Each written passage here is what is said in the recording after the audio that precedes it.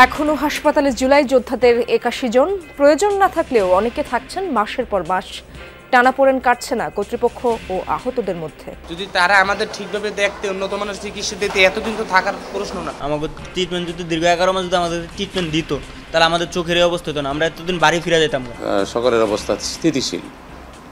তাদের যে follow up চিকিৎসাটা, এটির জন্য আসলে হাসপাতালে থাকা জরুরি নয়।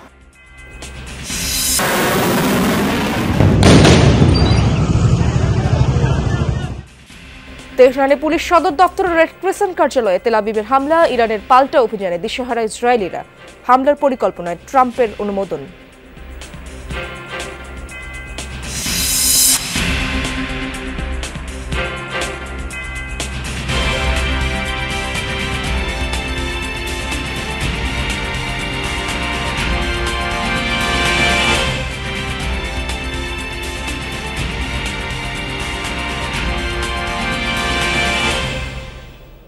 আমন্ত্রণ যমুনা নিউজে, আপনাদের সঙ্গে আছি আমি ইশরাত জাহান। এতক্ষণ শিরোনামগুলো দেখছিলেন। জুলাই আগস্টের ছাত্র জনতার আন্দোলনকে রাষ্ট্রীয় স্বীকৃতি দিয়েছে সরকার। আহতদের জন্য সর্বোচ্চ চিকিৎসা নিশ্চিতেও প্রতিশ্রুতিবদ্ধ তারা। তবুও টানাপোড়েন কাটছে না হাসপাতালগুলোতে। চিকিৎসকরা ভর্তি থাকার দরকার নেই মর্মে বিবৃতি দিলেও মানছেন না আহত হিসেবে ভর্তিরা। দিনের পর দিন কেবিন ও ওয়ার্ড ধরে রাখছেন তারা বলছেন প্রয়োজনীয় সেবা না পাওয়ায় ছাড়ছেন না হাসপাতাল। বিপরীত অভিযোগ উঠেছে শুধু বাড়তি সুবিধার আশায় এমনটি করছেন মুষ্টিমেয় কয়েকজন। রাজধানীর আগারগাঁওয়ের জাতীয় অর্থোপেডিক হাসপাতাল, লিফট, সিঁড়ি ও করিডোরের মেঝেতে বিছানা পেতে চিকিৎসা নিচ্ছেন রোগীরা। অনেক গুরুতর রোগীও আছে তাদের মধ্যে। যাইলে বলে কি আজকে ভর্তি নেই, সিট খালি নেই, পরবর্তী আসেন। পরের দিন গেছি তাও নাই, পরের দিন গেছি তাও নাই। শরীর লেগে দিছে আর কি বলার, ওরা সিট নাই, রুগী আর বেশি। ভিন্ন চিত্র ভবনের ৩ ও ৪ তলার দুটি ওয়ার্ডে খালি পড়ে আছে ৬৭টি বেড। এখানে চিকিৎসা দেয়া হয় জুলাই আন্দোলনে আহতদের। ভর্তি আছেন ২৯ জন। তারা আমাদের দেখতেই আছে না ঠিকভাবে আর কি। ধরেন এখন একটা জেনারেল পেশেন্ট যেভাবে দেখে, আমাদের ওই একইভাবে দেখে। যদি তারা আমাদের ঠিকভাবে দেখতে, উন্নত মানের চিকিৎসা দিতে, এতদিন তো থাকার প্রশ্ন না। তাদের সকলের অবস্থা স্থিতিশীল। তাদের যে ফলো আপ চিকিৎসাটা, এটির জন্য আসলে হাসপাতালে থাকা জরুরি নয়। তারা ইচ্ছা করলে বাড়ির থেকে এসে বা তাদের নিকটস্থ আসে তারা ফলো আপে পরবর্তী পরামর্শ নিতে পারে। আহত হিসেবে জাতীয় চক্ষু বিজ্ঞান ইনস্টিটিউটে ভর্তি আছেন ৪ জন। বলছেন বিদেশে না পাঠালে ছাড়বেন না হাসপাতাল। আমাকে দিয়ে পাসপোর্ট বানানো হয়েছে, আমাকে রেফার করে বিদেশে ট্রিটমেন্টের জন্য, ট্রিটমেন্টের জন্য আমাকে বাইরে পাঠানো, এইটাই আমার চাওয়া। এই হাসপাতালে ইমরান থাকছেন ভর্তি ছাড়াই। সরকারিভাবে সিঙ্গাপুরেও চিকিৎসা নিয়েছেন তিনি। তারা চাইছে না যে বাংলাদেশে, আমাদের চায় নাই যে ওইখানে ভালো ট্রিটমেন্ট দেখ, আর বিশেষ করে সিঙ্গাপুরে ভালো ট্রিটমেন্ট নেই। বাংলাদেশ মেডিকেল বিশ্ববিদ্যালয়ে সাধারণ কেবিনের সবই বরাদ্দ জুলাই যোদ্ধাদের জন্য। চিকিৎসা নিচ্ছেন ৪৮ জন। আমরা যখন তাদেরকে বলি যে স্যার আর যদি আমাদের ট্রিটমেন্ট না থাকে বাংলাদেশে তাহলে কোথায় হবে, এমন একটা কিছু আমাদের জন্য করে দেন, তাহলে আমরা এই হসপিটাল জীবন থেকেও মুক্তি পাই এবং উন্নত ট্রিটমেন্টের মাধ্যমে আমাদের সুস্থ স্বাভাবিক জীবনের কিছু আংশিক হলেও ফেরত পেতে পারি। জুলাই যোদ্ধাদের অনেকে ভর্তি আছেন ১০ মাস ধরে। কারো কারো উন্নতির সম্ভাবনাও কম, তারপরও সুস্থতার আশায় থাকছেন তারা। অনেকে মানসিকভাবেও বিপর্যস্ত। কিছু লোকের থাকার কোনো প্রয়োজনীয়তা নেই, বাট সে কেন থাকতেছে সেই ধরনের কোনো কিছু ওর ভিতর থেকে পাওয়া যায় না। কিন্তু অনেক লোক মুখে বা বাহির থেকে ওর ইনফরমেশন বা ওই ধরনের রুগীদের ইনফরমেশন পাওয়া গেছে, এরা কোনো না কোনো এজেন্ডা বাস্তবায়ন করার জন্য বা নিজস্ব স্বার্থ হাসিল করার জন্য সে হসপিটালে থেকে যাচ্ছে। ওরা মনে করে যে এখান থেকে যদি আমি চলে যাই তাহলে তো out of sight out of mind. তো এই একটা ধারণা ওদের মধ্যে আছে যে আমরা এখান থেকে চলে গেলে তো আমরা সুযোগ সুবিধা থেকে বঞ্চিত হবো, এখানে থেকে যত সুযোগ সুবিধা নেওয়া যায়, এটা একটা টেন্ডেন্সি ওদের মধ্যে কাজ করে। 3টি হাসপাতালেই বিভিন্ন বিষয়ে টানাপোড়েন চলছে কর্তৃপক্ষ ও আহতদের মধ্যে। আছে পাল্টাপাল্টি অভিযোগও। দীর্ঘ 11 মাস আমাদের কোনো ট্রিটমেন্ট দিতে আসছিল না। আমাদের ট্রিটমেন্ট যদি দীর্ঘ 11 মাস যদি আমাদের ট্রিটমেন্ট দিত, তাহলে আমাদের চোখের এই অবস্থা হতো না, আমরা এতদিন বাড়ি ফিরে যেতাম। ম্যাক্সিমাম স্টাফ তাদেরকে অ্যাভয়েড করে, ওইখানে যেতেই চায় না তাদের কাছে। তারা এইখানে ভর্তির সঙ্গে জড়ায় যায়, তদবির করতো, সিরিয়াল আগায় দিতে হবে এইরকম তদবির করতো। এবং এর বিনিময়ে কিছু কিছু আমরা পেয়েছি যে তারা টাকা নিত। 28 মে জাতীয় চক্ষু বিজ্ঞানে সংঘর্ষে আহত হন কয়েকজন চিকিৎসক ও নার্স। হাসপাতাল বন্ধ থাকে 18 দিন। এরপর বাড়ানো হয় নিরাপত্তা। পঙ্গু হাসপাতালে পুলিশ পাহারায় জুলাইয়ে আহত রোগীদের দেখছেন চিকিৎসকেরা। আমাদের কাছে কিছু মেসেজ আছে, কর্তৃপক্ষের নির্দেশনায় সেই মেসেজের এতে একটু বাড়তি নিরাপত্তা করা হয়েছে, কারণ আপনারা জানেন ঈদের পরে রোগীরও ঝামেলা বেশি। জুলাই যোদ্ধাদের জন্য আছে আলাদা স্বাস্থ্য কার্ড। দেশের যে কোনো সরকারি হাসপাতালে সেবা নিতে পারেন বিনামূল্যে। হাসান মিসবাহ, যমুনা নিউজ, ঢাকা। বিএনপি চেয়ারপারসন বেগম খালেদা জিয়ার চিকিৎসায় কিছুটা পরিবর্তন আনা হয়েছে। বাসায় থেকেই তিনি চিকিৎসা নেবেন বলে জানিয়েছেন তার চিকিৎসক ডক্টর এজাডেম জাহিদ হোসেন। 6 মে লন্ডন থেকে দেশে ফেরার পর প্রথমবারের মতো এভারকেয়ার হাসপাতালে শারীরিক রুটিন চেক আপের জন্য যান খালেদা জিয়া। বিভিন্ন পরীক্ষা নিরীক্ষা শেষে বুধবার রাত 12টার পর বাসায় ফেরেন সাবেক প্রধানমন্ত্রী। পরে তার ব্যক্তিগত চিকিৎসক জানান তার শারীরিক অবস্থা এখনো অপরিবর্তিত আছে। তিনি শারীরিক সুস্থতার জন্য দেশবাসীর কাছে দোয়া চেয়েছেন। পরীক্ষা নিরীক্ষার সময় অনলাইনে যুক্ত ছিলেন ডক্টর জুবাইদা রহমান। পুরো সময় খোঁজ খবর নিয়েছেন তারেক রহমান। ওখানে চিকিৎসকরা ওনার চিকিৎসার মধ্যে বিদেশি চিকিৎসক প্রফেসর প্যাট্রিক কেনেডি এবং জেনিফার ক্রস ওনাদের পরামর্শক্রমে কিছু পরিবর্তন আনা হয়েছে এবং সে অনুযায়ী চিকিৎসা হাসপাতালেই শুরু করে দেওয়া হয়েছে এবং এটি মেডিকেল বোর্ডের তত্ত্বাবধানে বাসায় ওনার সে চিকিৎসা চলবে। মার্কিন উপপররাষ্ট্রমন্ত্রী ক্রিস্টোফার ল্যান্ডাউ এর সাথে বৈঠক করেছেন বাংলাদেশের জাতীয় নিরাপত্তা উপদেষ্টা ডক্টর খলিলুর রহমান। বুধবার ওয়াশিংটন ডিসিতে এই বৈঠক অনুষ্ঠিত হয়। এ সময় রোহিঙ্গা সংকট, শুল্ক কাঠামো, দক্ষিণ এশিয়ার সাম্প্রতিক পরিস্থিতি এবং বাংলাদেশের গণতান্ত্রিক রূপান্তর নিয়ে আলোচনা হয়। এ সময় ক্রিস্টোফার ল্যান্ডাউ প্রধান উপদেষ্টা ডক্টর ইউনূসের নেতৃত্বের প্রশংসা করেন। সে সাথে তিনি বাংলাদেশের প্রতি যুক্তরাষ্ট্র সমর্থন অব্যাহত রাখার আশ্বাস দেন। পরে ডক্টর খলিলুর রহমান মার্কিন সহকারী বাণিজ্য প্রতিনিধি ব্রেন্ডান লিঞ্চের সাথে বৈঠক করেন। এতে পারস্পরিক শুল্ক বিষয়ে ফলপ্রসূ আলোচনা হয়। রাজধানীতে অভিযান পরিচালনার সময় মাদক কারবারিদের হামলায় ডিবি পুলিশের 2 সদস্য গুলিবিদ্ধ হয়েছেন। তারা ঢাকা মেডিকেলে চিকিৎসাধীন রয়েছেন। এই ঘটনায় একটি প্রাইভেট কার সহ 3 জনকে আটক করা হয়েছে বলে জানিয়েছে পুলিশ। বুধবার দিবাগত রাত 1:15টার দিকে কেন্দ্রীয় পুলিশ হাসপাতালের বিপরীত দিক থেকে এই ঘটনা ঘটে। আহতরা হলেন লালবাগ ডিবি পুলিশের এএসআই আতিক হাসান ও কনস্টেবল সুজন। পুলিশ জানায় গোপন সংবাদের ভিত্তিতে অভিযান পরিচালনা করছিল ডিবি পুলিশের একটি টিম। এ সময় তারা মাদক কারবারিদের একটি গাড়ি গতিরোধ করলে তাদের সাথে থাকা অস্ত্র দিয়ে পুলিশকে লক্ষ্য করে গুলি ছোড়ে। এ সময় 2 জন সদস্য গুলিবিদ্ধ হন। তাদের উদ্ধার করে ঢামেক হাসপাতালে নেওয়া হয়। হাসপাতালের পুলিশ ক্যাম্পের এসআই মাসুদ আলম জানান, ডিবি পুলিশের গুলিবিদ্ধ 2 সদস্যকে রাতে হাসপাতালে নিয়ে আসা হয়। তাদের মধ্যে এএসআই আতিক হাসানের অবস্থা আশঙ্কাজনক বলে জানিয়েছেন চিকিৎসক।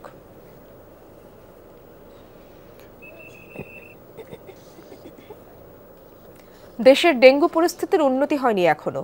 প্রতিদিনই বাড়ছে ডেঙ্গু রোগীর সংখ্যা। এমন অবস্থায় ঢাকা মহানগর উত্তর ও দক্ষিণে ডেঙ্গু রোগের বাহকের কীটতাত্ত্বিক জরিপ করছে আইইউডিসিআর। 2024-25-এর অবস্থা পর্যবেক্ষণ করে তারা বলছে, ঢাকা মহানগর উত্তরের 6টি ওয়ার্ড এবং দক্ষিণের 7টি ওয়ার্ডে উচ্চমাত্রায় এডিস মশার লার্ভা মিলেছে। সতর্কতা ও সচেতনতা কি ডেঙ্গু প্রতিরোধের মূল হাতিয়ার বলছে স্বাস্থ্য অধিদপ্তর। দেশে প্রতিনিয়ত বাড়ছে ডেঙ্গু রোগীর সংখ্যা। গত 3 মাসেই এ সংখ্যা বেড়েছে 3 গুণ, যার ফলে দেশ জুড়ে জনমনে ছড়িয়েছে ডেঙ্গু আতঙ্ক। বুধবার দুপুরে 2024-25 সালে অনুষ্ঠিত ডেঙ্গু রোগের বাহকের কীটতাত্ত্বিক জরিপ প্রকাশ করেছে আইডিসিআর, যেখানে ঢাকা উত্তর ও দক্ষিণ সিটি কর্পোরেশন সহ দেশের 8টি জেলার জরিপ প্রকাশ করা হয়। তাদের শরীরের জরিপে দেখা গেছে ঢাকা উত্তরের 12 নং ওয়ার্ড ও ঢাকা দক্ষিণের 31 ও 41 নং ওয়ার্ডে সবথেকে বেশি ডেঙ্গু মশার লার্ভা পাওয়া গিয়েছে। এছাড়াও কোন কোন এলাকা বেশি ঝুঁকিপূর্ণ সেগুলো প্রকাশ করা হয় জরিপে। সভায় আইডিসিআর এর পরিচালক অধ্যাপক ডাক্তার তাহমিনা শিরিন বলেন, জরিপে ঢাকায় বহুতল ও নির্মাণাধীন ভবনগুলোতে বেশি ডেঙ্গির লার্ভা পাওয়া গিয়েছে। ঢাকার বাইরে বেশি লার্ভা মিলেছে ঝিনাইদহ ও মাগুরা জেলায়। শুধুমাত্র স্বাস্থ্য মন্ত্রণালয় এই কাজটা একা করতে পারবে না, এটা across the discipline, across the ministry আমাদেরকে কাজ করতে হবে।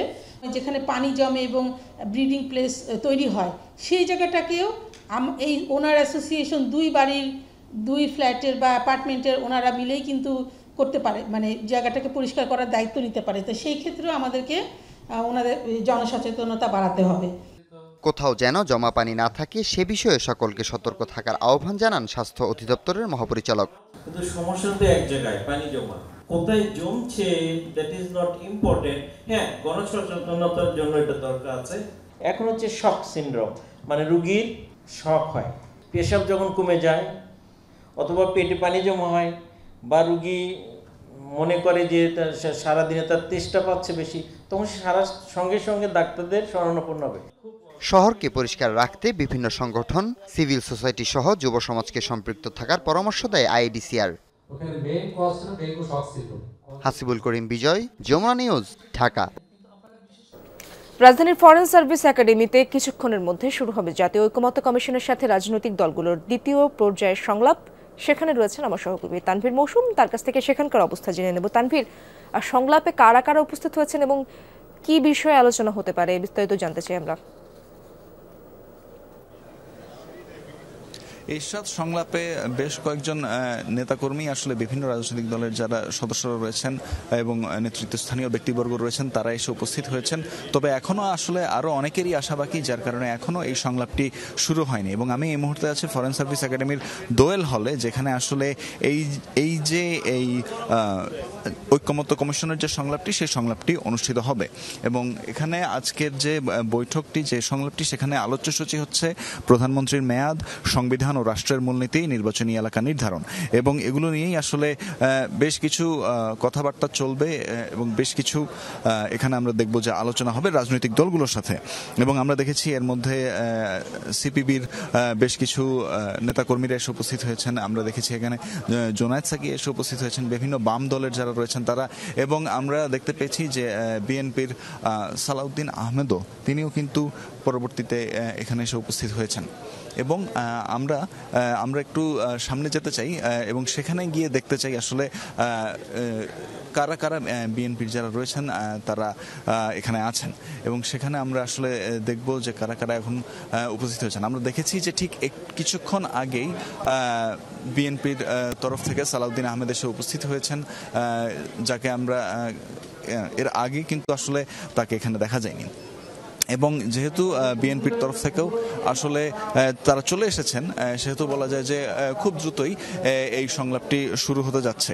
এবং এই যে দ্বিতীয় ধাপের তৃতীয় দিনে রাজনৈতিক দলগুলোর সঙ্গে যে সংলাপ হবে, সে সংলাপে আসলে আমরা দেখব যে আসলে বেশ কিছু বিষয়ে গতকালকে যেসব বিষয়ে তারা ঐক্যমত্যে পৌঁছাতে পারেননি, সেসব বিষয়ে হয়তো তারা আজকে ঐক্যমত্যে পৌঁছানোর একটি চেষ্টা হয়তো করবেন। এবং সেখানে আমরা দেখব যে আসলে তারা এই সংলাপ এবং ঐক্যমত্যের বিষয়ে আসলে তারা ঠিক কতটা আন্তরিক, এবং সেই অনুযায়ী আমরা দেখব। এবং আমরা এখন দর্শকদেরকে দেখানোর চেষ্টা করব যে কারা কারা এসে এখানে উপস্থিত হয়েছেন। আমরা দেখতে পাচ্ছি যে বিএনপির তরফ থেকে সালাউদ্দিন আহমেদ এসেছেন, এখানে আমরা হাসনাত আবদুল্লাহকেও দেখতে পেয়েছি, হাসনাত আবদুল্লাহ এসে উপস্থিত হয়েছেন।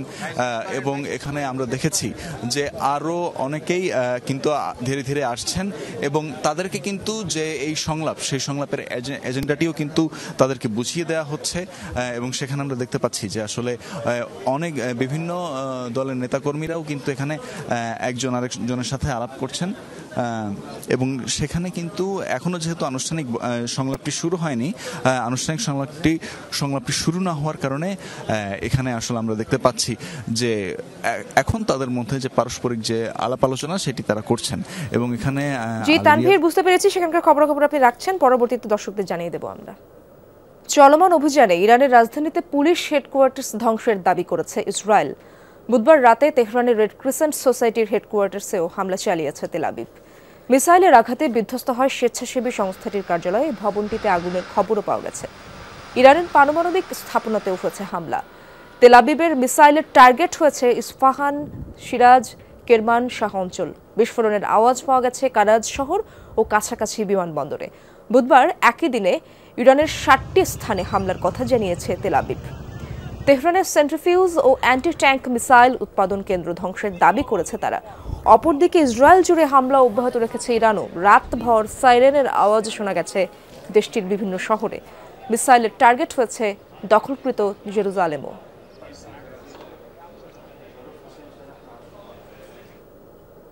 ইসরায়েলের চলমান অপারেশন রাইজিং লায়নে এ পর্যন্ত নিহত হয়েছে 639 জন, আহত 1320 জনের বেশি। বুধবার এই তথ্য প্রকাশ করেছে ওয়াশিংটন ভিত্তিক সংস্থা হিউম্যান রাইটস অ্যাক্টিভিস্টস। জানিয়েছে নিহতদের মধ্যে 263 জন বেসামরিক নাগরিক এবং 154 জন নিরাপত্তা বাহিনীর সদস্য। বাকিদের পরিচয় এখনও নিশ্চিত করা হয়নি। ইরানের স্থানীয় গণমাধ্যমের তথ্য এবং নিজস্ব নেটওয়ার্কের মাধ্যমে হতাহতের সংখ্যা যাচাই করা হয়েছে বলে জানিয়েছে সংস্থাটি। ইসরায়েলের সাথে 7 দিন ধরে চলমান সংঘাতে হতাহতের বিষয়ে নিয়মিত হালনাগাদ তথ্য প্রকাশ করছে না ইরান। সবশেষ 224 জনের মৃত্যু ও 1277 জন আহতের খবর জানিয়েছে তারা। ইসরায়েলের জন্য ড্রোন তৈরির অভিযোগে 18 নাগরিককে আটক করেছে ইরান। তাদের সবাইকে উত্তর পূর্বাঞ্চলীয় মাশহাদ শহর থেকে আটক করা হয়। আইআরজিসির এক বিবৃতির বরাতে বিষয়টি জানিয়েছে দেশটির বার্তা মাধ্যম ইরান ইন্টারন্যাশনাল। আটককৃতদের বিরুদ্ধে ইসরায়েলের জন্য ড্রোনের নকশা তৈরি এবং উৎপাদনের অভিযোগ আনে আইআরজিসি। স্থানীয় ওয়ার্কশপের আড়ালে তারা নজরদারি এবং আত্মঘাতী ড্রোন তৈরি করছিল বলে জানায় সংবাদ মাধ্যমটি। তেল আবিবের সাথে সংঘাত শুরুর পর বেশ কয়েকজন মোসাদ এজেন্টকে আটক করে ইরানি কর্তৃপক্ষ। ইরানের মুহুর্মুহু ক্ষেপণাস্ত্র হামলায় মনোবল হারাচ্ছেন ইসরায়েলিরা। রাত হলেই ছুটছেন নিরাপদ আশ্রয়ের খোঁজে। যেসব এলাকায় নেই বোম্ব শেল্টার, সেখানকার পরিস্থিতি আরও দুর্বিষহ। বাধ্য হয়ে পরিবার নিয়ে আন্ডারগ্রাউন্ড রেল স্টেশনে রাত কাটাচ্ছেন শত শত ইসরায়েলি। গেল শুক্রবার থেকে ইরানের সাথে পাল্টাপাল্টি হামলায় অগ্নিগর্ভে পরিণত হয়েছে ইসরায়েল। রাত হলেই রাজধানী তেল আবিব সহ বিভিন্ন স্থানে চলছে মিসাইল বৃষ্টি। দিনকে দিন আতঙ্ক আরও ছড়িয়ে পড়ছে ইসরায়েলিদের মাঝেও। রাত হলেই হামলার শঙ্কায় নাজেহাল ইসরায়েলিরা। নিজ বাসা ছেড়ে আশ্রয় নিচ্ছেন স্থানীয় বম্ব শেল্টারগুলোতে। যেসব শহরে পর্যাপ্ত শেল্টার নেই তারাই পড়েছেন সবচেয়ে বিপদে। উপায় না পেয়ে শহরের আন্ডারগ্রাউন্ড রেল স্টেশনে রাত্রি যাপনের জন্য ভিড় করছেন তারা। এই স্টেশনে আজকে নিয়ে 2 দিন ধরে আছি। আমি খুবই জনবসতিপূর্ণ শহরে থাকি। ঘরবাড়িগুলো সেখানে অনেক পুরনো। ইরানের ক্ষেপণাস্ত্র হামলা সহ্য করতে পারবে না। কোনো শেল্টারও নেই যে সেখানে ছেলে মেয়ে নিয়ে উঠব। আমি খুবই আতঙ্কিত। এখন এই আন্ডারগ্রাউন্ড স্টেশনই বাড়ির চেয়ে নিরাপদ মনে হচ্ছে। রাত কাটানোর জন্য এখানে বাধ্য হয়ে এসেছি। রাতের বেলাতে বেশি হামলা হয়। সন্ধ্যা 7টায় আসি, আবার পরের দিন সকাল 7টায় এখান থেকে বের হই। নাগরিকদের সহায়তায় তেল আবিব সহ অন্যান্য শহরের ভূগর্ভস্থ রেল স্টেশনগুলোকে জনসাধারণের জন্য উন্মুক্ত করে দিয়েছে রেল কর্তৃপক্ষ। বাসিন্দাদের সবার জন্য বিতরণ করা হচ্ছে ম্যাট্রেস সহ শুকনো খাবারও। তেল আবিবে এমন আন্ডারগ্রাউন্ড স্টেশন 10টা আছে। ইসরায়েল ইরানের সাথে নতুন করে সংঘাতে জড়ানোয় সাধারণ নাগরিকদের জীবন হুমকির মুখে পড়েছে। এই দুর্যোগকালীন স্টেশনগুলোকেই শেল্টার হিসেবে ব্যবহারের সিদ্ধান্ত নেওয়া হয়েছে। ইরানের অপারেশন ট্রু প্রমিস 3 এর কারণে এ পর্যন্ত মৃত্যু হয়েছে অন্তত 24 ইসরায়েলির। আহত হয়েছে আরও বহু মানুষ। তাসরিয়ান সোবহান, যমুনা নিউজ। ইরানের যুক্তরাষ্ট্রের হামলার পরিকল্পনায় অনুমোদন দিয়েছেন মার্কিন প্রেসিডেন্ট ডোনাল্ড ট্রাম্প, কিন্তু এখনই আসছে না হামলার চূড়ান্ত নির্দেশ। গোপন সূত্রের বরাতে তথ্যটি জানিয়েছে মার্কিন সংবাদ মাধ্যম দ্য ওয়াল স্ট্রিট জার্নাল। দাবি, মঙ্গলবার সিদ্ধান্তটির বিষয়ে শীর্ষ কর্মকর্তাদের অবগত করেন তিনি। এতে বলা হয়, ইরান তাদের পারমাণবিক কর্মসূচি থেকে বেরিয়ে আসে কিনা তা শেষ পর্যন্ত দেখতেই অপেক্ষা করছেন ডোনাল্ড ট্রাম্প। প্রতিবেদনে আরও বলা হয়, সম্ভাব্য হামলার মূল টার্গেট হিসেবে রয়েছে ইরানের অতি সুরক্ষিত ফোর্দো পারমাণবিক কেন্দ্র। এর আগে মধ্যপ্রাচ্যে সেনা উপস্থিতি বাড়ানোর ঘোষণা দেয় যুক্তরাষ্ট্র। দর্শক, এই ছিল যমুনা নিউজে।